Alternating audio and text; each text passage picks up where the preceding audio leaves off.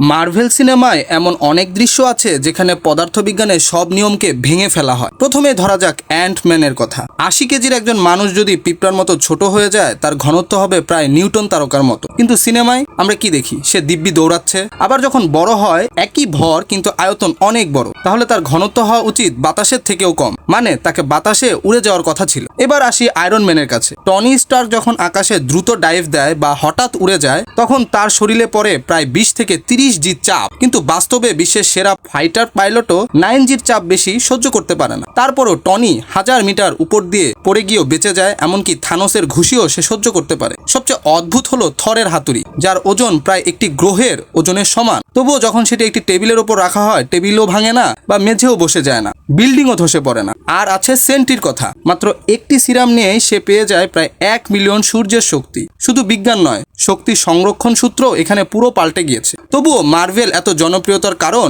এই কল্পনার জগৎকে আমরা বিশ্বাস করতে চাই। আপনার কাছেও কি এরকম ধারণা মনে হয়? সেটি আমাদের কমেন্ট করে জানান।